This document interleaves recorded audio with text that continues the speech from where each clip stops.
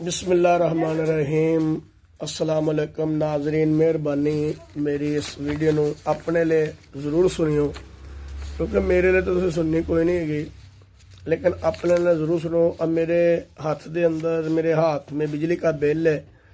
Urdu speaking भी चलेगी, पंजाबी भी गल करांगा मैं, कि पता चले कि उर्दू स्पीकिंग वालों पंजाबी नहीं समझ आती।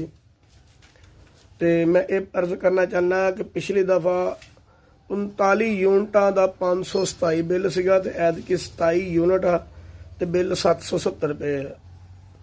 इस तरह इन्हां दा अज तक सानू हिसाब का नहीं पता लग्या कि किस हिसाब नाल बिजली का बिल पाते ने। ते बराए मेहरबानी, जिस मतलब कहता कि मेरे हिसाब नाल अगर इस मुल्क के अंदर इमरान खान नूं फड़ना आसान आ, भट्टो साहब नूं फांसी देना आसान आ, जिया साहब नूं त्यारे दे अंदर तबाह करना आसान आ, लेकिन यह काम मुश्किल होया वा। ये नहीं पता हुण किहदे वास्ते मुश्किल होया कि बिजली वाले नूं कोई पुछन ही नहीं दिया कि भी वो क्या कर रहे हैं। ये गरीब अवाम के ऊपर बम बरसा रहे हैं, ये बहुत जुल्म है। ये मेरी बात सुने, हम इसकी बचत करते हैं कि हम इसको बचत के साथ चलाएंगे, और हमारी जो इसकी बचत होगी हम ईद पर उसके अंदर घरों का खर्चा कर लेंगे। लेकिन हमारी बचत करने का क्या फ़ायदा है। ये देखें, मैं ये सोच रहा हूँ कि 27 यूनिट हैं, हाँ जी, और पिछले मंथ जो है फ्रिज ख़राब हो गई थी।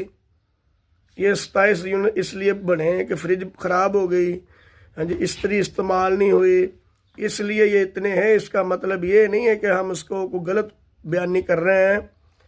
तो ये होते हैं कि भी 100, 120, 40 जब कोई कुछ चीज़ें इस्तेमाल नहीं होती वो कम हो जाते हैं, लेकिन फिर भी देख लें वो बिल उसके हिसाब से दे रहे हैं हमें।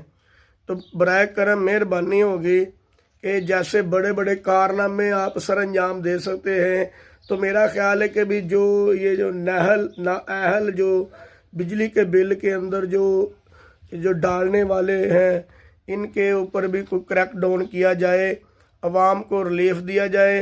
ना हमें 10,000 रुपया मिला है, और ना हमें कभी 5,000 मिला है हुकूमत की तरफ से, और ना हमें ऐपें चलाने आती है। फिर ये कह रहे हैं कि बाबर मुगल ये बोल रहा है। अभी किसी ने कि ऐसी बात कर दी तो उनको ये पता चल जाना जी बाबर मुगल को जाके फड़ लो। हाँ जी, तो हमें तो आप फड़ लेंगे, तो इनको कौन पकड़ेगा जी। ये जो जुल्म हमारे ऊपर कर रहे हैं, इसके ऊपर भी थोड़ा सा नज़रसानी की जाए।